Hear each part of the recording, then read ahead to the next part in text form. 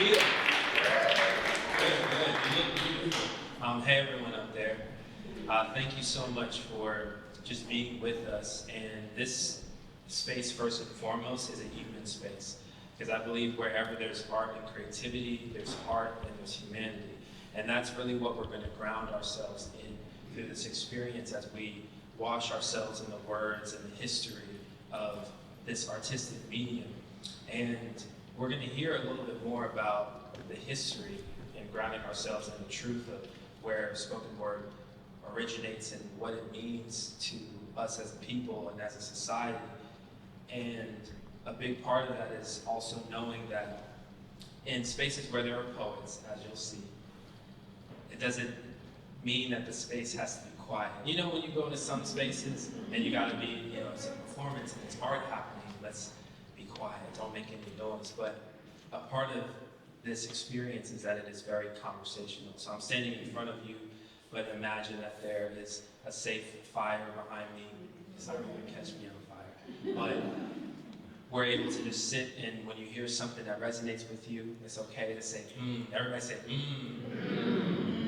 Or if you have a moment of a breakthrough, everyone say, aha. Or say, I know that's right. I know that's right. So it's okay.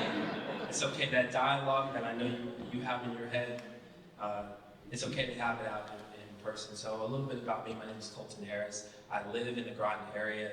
I'm an artist by way of music, and I make film and performance.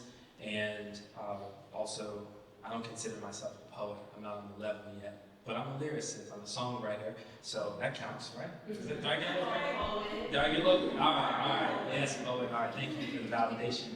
And I'm really honored to be a part of this space. I also work at our state arts agency, the Connecticut Office of the Arts, and I'm a big fan of what's happening here at La Grua. And the reason why I'm such a big fan is because in the midst of a lot of conversations in our state, in our culture, around what does it mean to open space and to create space for both conversations but also connectivity, La Grua's team has continued to step up to literally give creative autonomy and power to little people like me to come in and say, this is what we should do and this is what it should look like.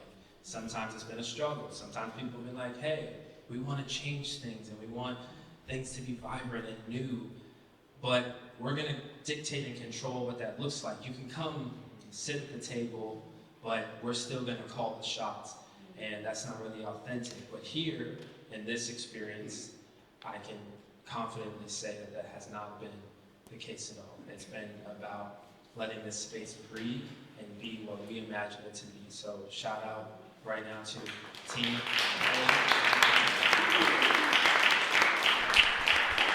And with that, now that we've kind of started to set up the space, we're going to get right into it. If you're ready, say, oh yeah. Oh yeah. All right, good. See, you all are responsive already. You've been waiting for this all day.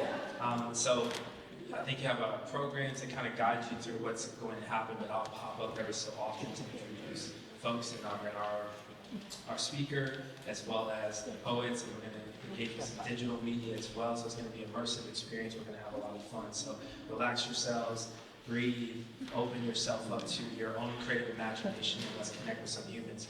So now we're going to kick it off with a talk, and Yex is going to come up and give us some grounding. But Yex is an incredible artist and a creator, a thinker, a leader, and is going to share a little bit with us. And so let's open up our hearts and our minds, and let's give a round of applause to Yex.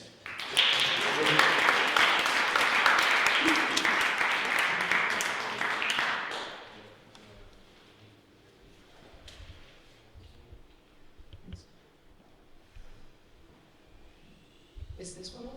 It is.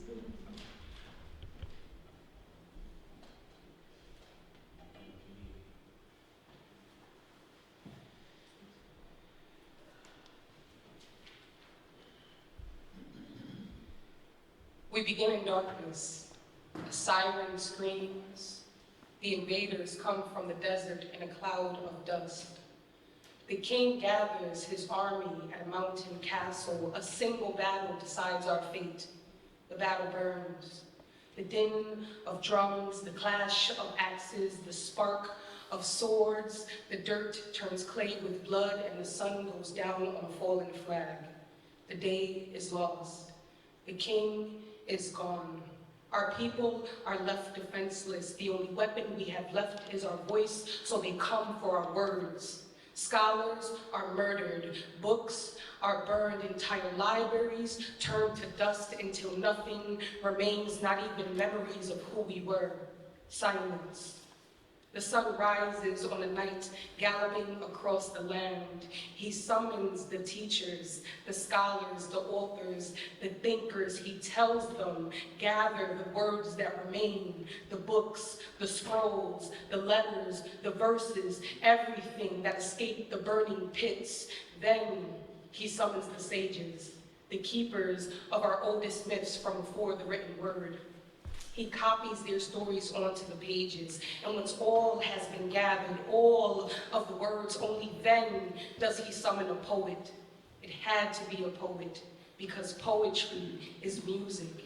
It sinks into the mind, and in this land of endless war, the safest library is in the memory of the people. Yes, poet.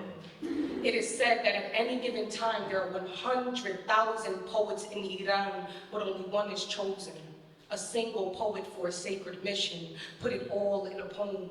Everything they're trying to destroy, the entire story of our people, our kings, our queens, our castles, our banquets, our songs and celebrations, our goblets filled with wine, our roasted kebabs, our moonlit gardens, our caravans of riches, silken carpet, amber and musk, our goblets filled with diamonds, our goblets filled with rubies, our goblets filled with pearls, our mountains, our rivers, our soil, our borders, our battles, our crumbled castles, our fallen flag, our blood, who we were, our culture, our wisdom, our choices, and our words, all of our words, 3,000 years of words, a castle of words that no wind or rain will destroy, however long it takes. Put it all in a poem, all of Iran in a single poem,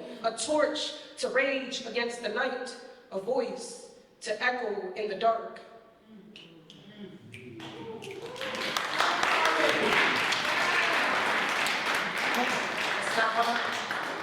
That's not mine. And if anyone can recognize where that's from, or they know where that's from, I have a gift for you at the end of this event. Anybody? So that lovely piece that I just recited is an excerpt from the second longest epic poem in history, the Shahnameh by Ferdowsi. 50,000 couplets, 100,000 lines. If you look it up on Google, you'll find that the definition of spoken word is a performative art form that finds its roots in classical oral Greek poetry. But we know to the victor goes the spoils of war. So this origin story, like many others, is rooted in colonialism, and it undermines the breadth while minimizing the truth of spoken word. The Iliad was written in 8th century BC, but Vyasa, the author of the Mahabharata, reportedly began writing the longest epic poem recorded in history in 3rd or 4th century BC. Side note, that one is 100,000 couplets, 200,000 lines. So what we know now as American spoken word poetry first originated during the Harlem Renaissance era. In the early 20th century, the poetry of that era influenced, along with Beat Generation, and more specifically, the Last Poets, who I had the pleasure of working with on many occasions. So the Last Poets are a group of poets and musicians who arose from the late 60s, civil rights movement, Black nationalism. And the name was inspired by a revolutionary South African poet whose name is Kerapetse Kotsetsel, affectionately known as Bra Willie, who believed that he was in the last era of poetry before guns took over. The original Last Poets was formed on May 19th, 1968, the birthday of Malcolm X, at Mount Morris Park, which is now known as Marcus Garvey Park in East Harlem, New York, during which they married poetry and percussion. But the reality is that spoken word is as ancient as humanity. Ferdowsi wrote the Shahnameh between 977 and 1010 CE. I chose that excerpt specifically to display the power of spoken word. It had to be a poet, because poetry is music. It sinks into the mind. So I'm not sure how many here know that speech and song utilizes different parts of the brain. Not only is it amazing to overcome speech impediments, but because there is no poetry without rhythmic cadence. Oral narration has been utilized since the beginning of human existence as a way to express the climate of any time period, to pass on and preserve history and culture, and most importantly, to resist time, enemies, and disaster, whether natural or otherwise. So I'm going to dial it back a bit. My name is Yexandra Diaz. Better known as Yex. I'm originally from Chicago, but New Haven is home and has been for a very long time. I'm a community leader in New Haven and an interdisciplinary artist who specializes in the medium of spoken word. I also know a little bit of bomba, which is an Afro-Dominican dance style. Yes. So, I do what I do because servitude is my love language. And while I specialize in poetry, I don't refer to myself as a poet. So, it's all right. Cool. And I don't refer to myself as a poet because I learned as an Afro-Borinquen woman how difficult it is to be both palatable and progressive. And because of that, I have to package my messages, and poetry just happens to be the vehicle for that. So my intent is to highlight, heal, and honor oppressed communities by uplifting Afro-Indigenous storytelling while evoking radical spiritualism. And I serve many roles in the city of New Haven. I am a senior program manager with Public Allies Connecticut, which is an AmeriCorps service branch. We connect emerging leaders to local nonprofits. I'm a consultant, and I develop and deliver training rooted in addressing racial inequity, and I'm an art facilitator. So in speaking of the role of artists in society, Nina Simone said, "An artist's duty, as far as I'm concerned, is to reflect the times." So now I'm going to share a piece of my own. And this is called Black Noir. The power of the people has been corrupted. The streets have erupted with love unrealized, and fear lies right past anger. A danger zone is what my body has been made. They've turned it into a political grave, a war-torn minefield, and my mind feels as if it's about to explode. So I sidestep thoughts which growed and walked some time I wrote, Father Time, who depart in space, hallowed be thy shame, thy kingdom burns, thy will we yearn, paradise, for we are trapped in the fire.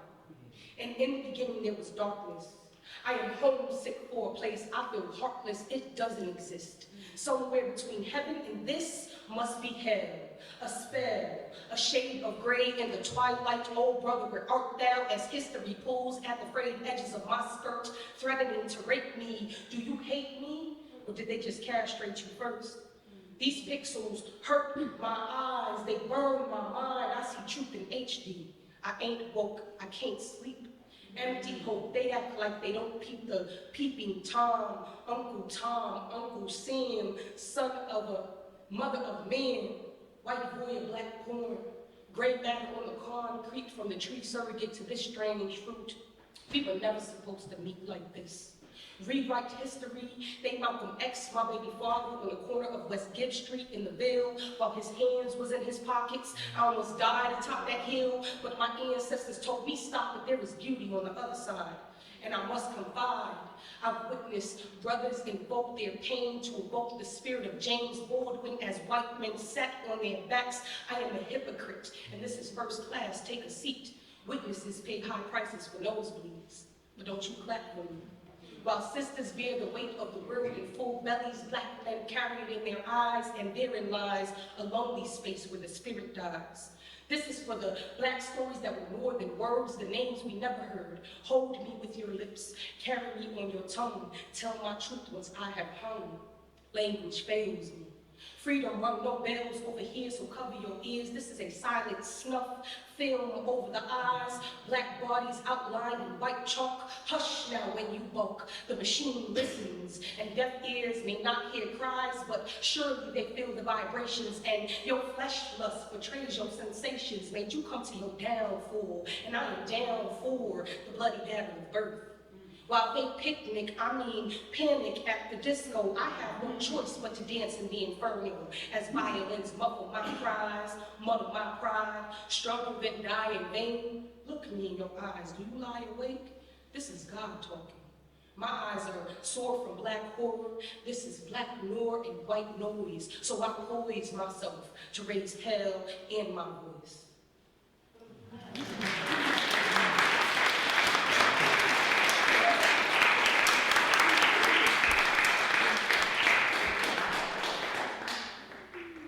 So that piece was an ode to the amazing James Baldwin. As I leave, I hope that I leave with you guys with this. I often teach creative writing to high schools and college students. And in doing so, I always impart on them how important creative expression is. We're here to talk about spoken word, but it doesn't matter the medium. Everyone needs an outlet which to express themselves, which to release. So I'm going to leave you guys with a quote by Felicia Rashad. And she says, before a child talks, they sing. Before they write, they draw. And as soon as they stand, they dance. Art is fundamental to the human experience. And that is my take on the history of spoken word. So you ready for another poet? Say yeah. Yeah. So we got another poet. I'll let her talk a little bit about herself more, but I'm a big fan and a creative writer, a thinker, an Imagineer. Listen, for real. And I believe that what she's going to share with us is another presentation of this human experience and the beauty. So she's an incredible writer. You're going to see it. I don't even want to prep you too much because you're just going to be blown away. So we have more brilliance. We want to celebrate brilliance while it was with us. So everyone makes a noise for Nadia.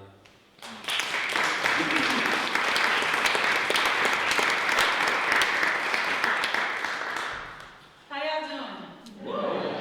So I am loud and dramatic. I'm trying not to torture you too much with the mic, but shut up, see?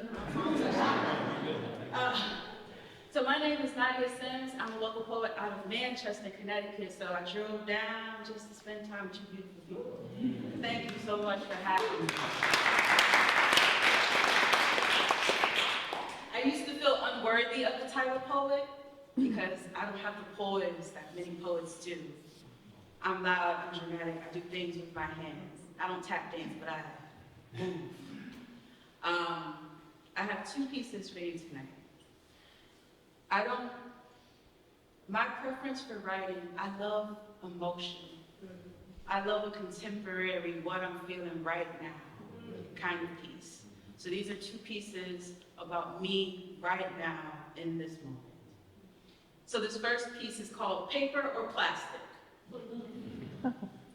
I was sad the day CT stopped providing plastic bags in grocery stores. They were the perfect bags for my problems. All the parts that embarrassed me, bag. All the things that shamed me, bag. Feeling guilty, grab a bag from the bag with all the bag stuffed in it. You see, plastic doesn't tell on you the way paper does. There's no soggy edge from a tear-stained pile of problems threatening to break through and spill onto the floor. Paper has no integrity. Diaries don't keep secrets. Books gladly open wide to any hands willing to fondle a friendly spine. You see, plastic bags used to be free. How can I pile all the ways I used to be cheap into a bag that costs money? I may throw myself at people, but God forbid I throw away a bag that costs $1.50 from from Big Y.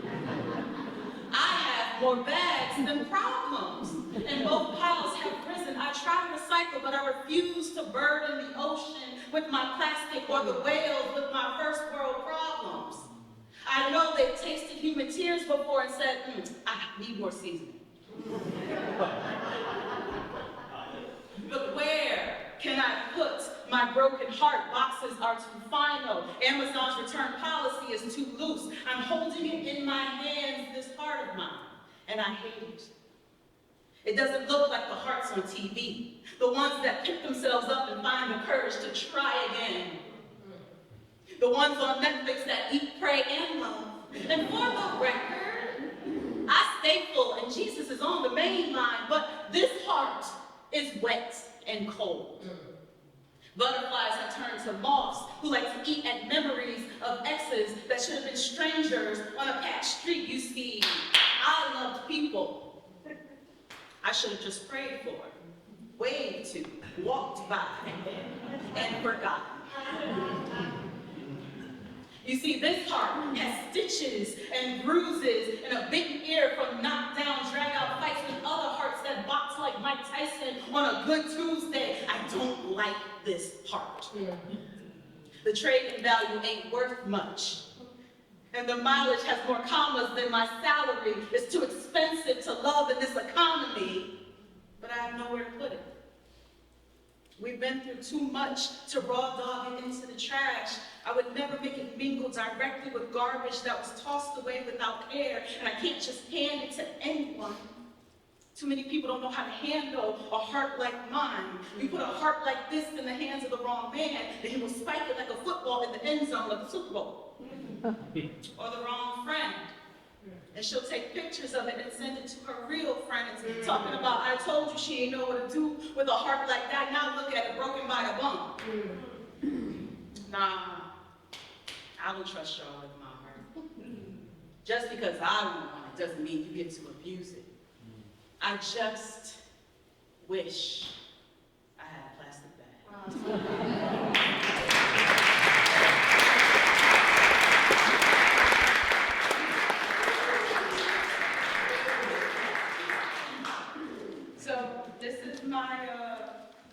This is my poem for race.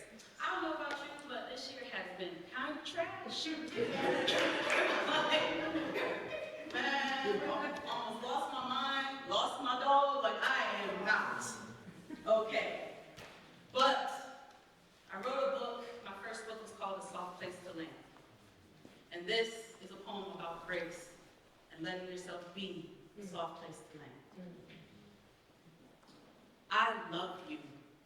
From your head to your soul, from your drive to your dose, smile to edge control. And if you need me to all the extra lengths, I will go. Forget the haters who won't. Make promises and then don't. There's no secret to this. We all fall. Lose our minds, lose ourselves to the world around us, to the swirls within us, to our ideas, to our beliefs. We all fall. But the gift of grace, the room to be ugly, the room to be broken, in pain and out of bounds, the room to love as is, without spiritual makeup, deception, or exception is an act. It's a kindness. What a glorious thing it is to be someone's soft place to land. And you might be bruised, battered, bitter, and buried beneath a life that hasn't been so kind. You might be messy, marked, and made to feel you've lost your mind. Stop it, free yourself. We live our lives in shame. We hold it in our bodies and teach it to our children. We hold lies with a death grip. I've been at the mercy of my body. My weight weighed on me. The list of my limitations grew endlessly until I could barely stand beneath a glass ceiling, determined to keep me bent. With my pockets empty and all my money spent. And I looked around wondering, where all my friends went? Why be shackled by secrets, tamed by shame? You just might be bitter and hurt, but there's no asterisk by your name. I hope you feel seen, Mama. I hope you dream, Mama. I hope you have the space and freedom to scream, Mama. I hope deep down you caress your worth and whisper, grow. Be full. I hope you never hunger for love, fully due, fully true. I hope you pursue not potential, not promises, but facts. One, you are a goddess, full stop, period. Two, no one deserves you, but they can try. Three, abandon the word beautiful. You are radiant, divine, indescribable. You are a wonder, and you are wonderful. Four, phenomena are too far and in between. You are the sun. You command time. Days fall. Calendars bow. Days stretch for you. You have time. Have a little more respect for your past self. Forgive your ignorance, but moreover, acknowledge that hindsight does not remember how it felt. There were reasons you could not breathe. You were young, you were dumb young, you were young and dumb. There were reasons you could not move. There were reasons you misbehaved and acted a plumb fool. How dare you forget how it felt to weigh your options? How it felt to weigh hope? How it felt to weigh the shame against your name and be found wanting? How could you forget there was no sunshine, just a hole? There was no air. All of the oxygen was gone, and it was just a dumb choice and a chance to buy a little time, barter for a few breaths, stand with the devil, so you wouldn't be by yourself. Tell hindsight to mind its business. It wasn't there. It wasn't there. Fill your shame with love and gratitude, and it will stop feasting on your soul. I promise. Be careful and wary in these streets, and if you have to love, if you feel like it's something you gotta do, like on the list of things to be done, love yourself first. Love yourself fiercely, boldly, wholly, and with a tender touch. I love you. My God, I love you. Whew. Sure. I love you. Thank you.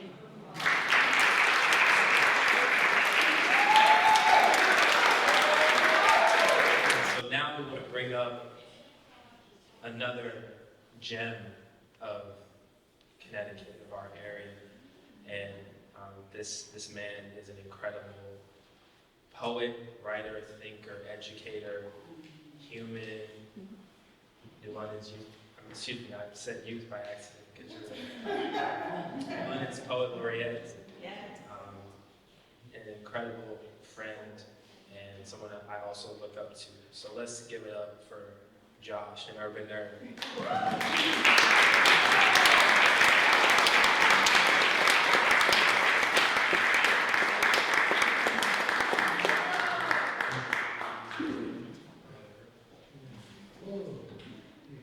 It's always dope. This is my first time here. I'd heard a lot about it, but I hadn't made it out. Kolton had reached out to me, so I'm like, of course, y'all know Kolton. He does everything. Then when I saw that, this had to do with Yex, I'm already a part of the Connecticut Slam team, teaching poet, just all the dopeness. And then I walked in like, that's Nadia on stage. Yes. And what y'all don't know is like Nadia and I actually like partnering up to write a book. So like,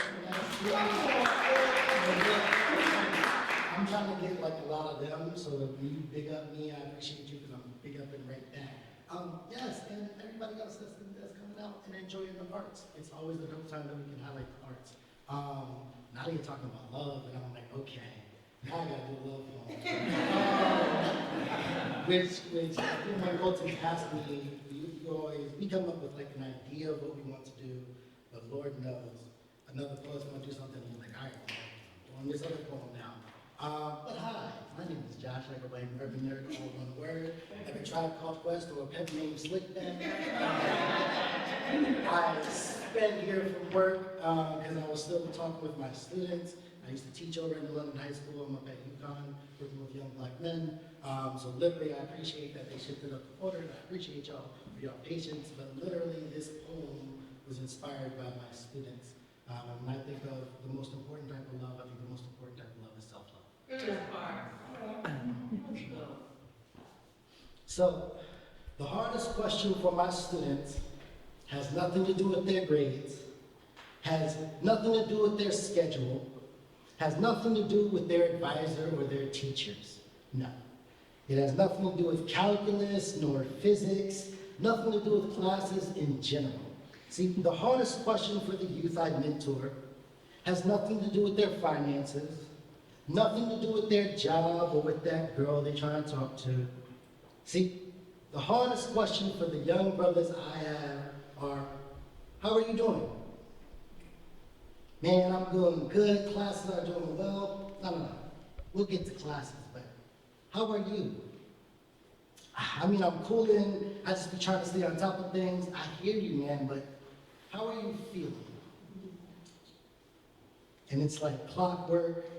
We dance around the question until they freeze, staring down at the table and have to wonder, how do I feel? See, young black men are used to operating as a function. For them, if they do well, they feel well. If they check off the boxes, they will eventually earn the checks. If I impress my boys and the girls I'm eyeing, then I will earn respect. I will be valued. See, they have a certain way of ticking, like time bombs. I heard black men are better compared to soda cans. See, you can shake a soda can, but you can never see exactly how they are until they explode once you try to make them open up more. It's crazy. I remember past arguments with my ex and I physically still feel sore. So now I find myself giving advice I wish someone gave me because I speak from the pain I inflicted and the love that I seek. See, the hardest question I ask is, how can I support you? Because when you're used to always defending, vulnerability catches you blindside. You was told you were the man of the house, but has anyone told you you was human first? So how do I even broach the subject of love when we clearly don't love ourselves? For black boys, it's gay to bump knees at the movie theater, can't give compliments, and God forbid I try to pull that piece of lint from your hair. Yet, we yearn to be touched by a woman when we really need a hug. Bottling up any emotions that reveal cracks in our armor, we calculate exactly how soft we can act around our girl or our partner. Learning it's much harder to be vulnerable than to remain stoic. We were taught being cold under pressure was heroic, so when my partner asked jokingly, "Do you like me?" a part of me can't help but to make jokes as a defense mechanism because in that moment I wonder, do I even like me? When men play down emotions only to let them out during sex, you ever wonder what your partner ever does with your regret, your sadness, your frustration, all the emotions you project? My brothers must heal, must learn to love ourselves how we wish to be loved. Stop ending every sentence with bro or bruh, as if that makes it any less homophobic. Stop dabbing before we hug and wait until we buzz to say, I love you. I love me. I'm worth it. You're worth it. We are all worth it. Thank you.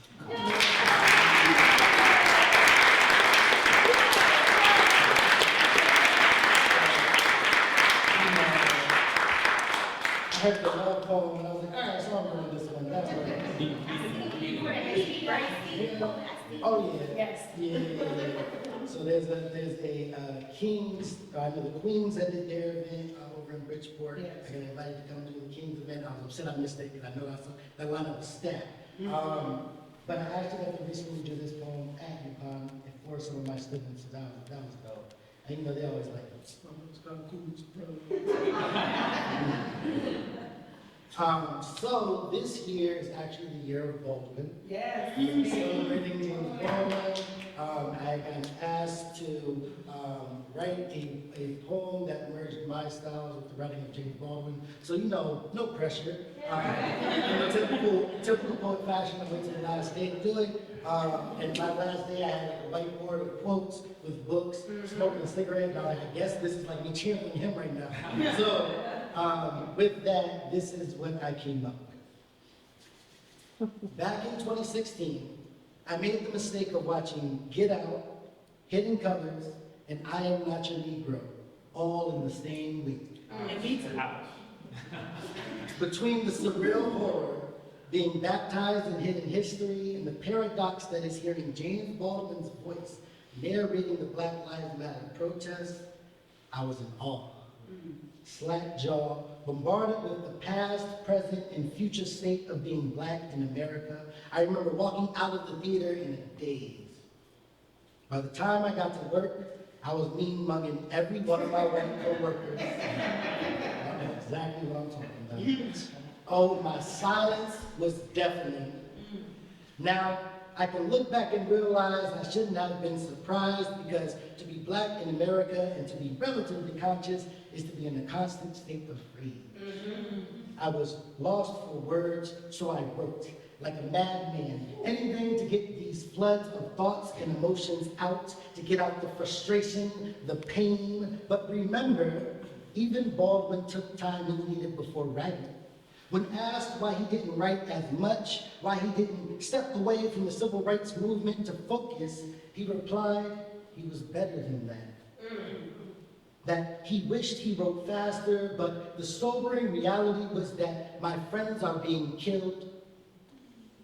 That while attempting to write, he recognized he and the people he loved could die in the morning or could be assassinated. Imagine grieving and being asked, why don't you step away and take more time to write? You are better than that. Surviving a pandemic and being asked when the next painting will be done, if the next album is dropping. Now we watch bombs over Gaza and I'm expected to have the poems prepared. Baldwin said there's a freedom under the shadow of death. The opposite of war is not peace. The opposite of war is creation. Make time to create and take time to find peace, to rest, to breathe, so you don't create in despair, so you can stand true to your faith, so you don't betray the many people that poured into you, that we as creatives can raise public awareness and provide raw discussion. Artists and writers don't create because they want to, they create because we have to. When the mediums we operate in portray us one in a certain light, we recognize it doesn't matter how others see us, it matters how we see us. When art, our poetry, our music, the way that we channel our stress is reduced to content. I swear that song, everything is content. When creatives are expected to share the most intimate parts of ourselves, performing in order to drive engagement. When Instagram asks me to make another damn reel and even suggest the trending song. In a world of screens and snarky one-up comments, we find ourselves measuring the success of our art by views and like counts, by interactions, when we no longer have discussions of what inspired a piece, what inspired a writing, when we host artist talks and we sit in the audience but never actually talk with the artist, never approach them and shrink ourselves in the room. Stop doing that, y'all. What happens when the engagement is no longer engaging, when we have society shifting conversations in 140 characters, when pictures and the video games get blocked and pages get banned, we become cyborgs. Serious. How many of us have experienced phantom vibrates?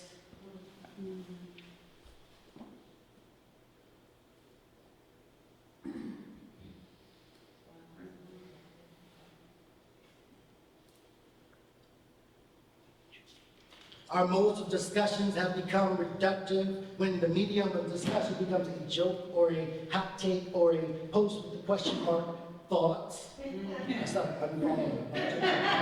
Our issues will become how we communicate and deal with mediums. The only way to defeat bastardized communication is not by stooping to their level, but with sincerity. Social issues must be solved with social movements, and we are a movement. We are a wave crashing onto rocks, eroding stone, wearing down rotten foundations. We are the muses, framed in silk on the cusp of a renaissance. When someone asks who said you could do this, we respond, I did. Because who else will write the book if not you? Who else will create the documentary, the song, that painting? Who would tell you who's qualified? Who killed your dream? Who killed your dream? That teacher, what coworker, what family member made you doubt how capable you were? The world is held together by love and comfort and compassion of many others. When America rather paid for the Band-Aid than the remedy, when we can create mental health the same way that we treat physical health, when recognizing a break in your arm or your accommodations time to heal, then why we are diagnosed with thyroidism, bipolarism, our minds aren't given the same time. We can talk about job shortage, food shortage. With technology, you will either be programming the computers or working in the maintenance of them.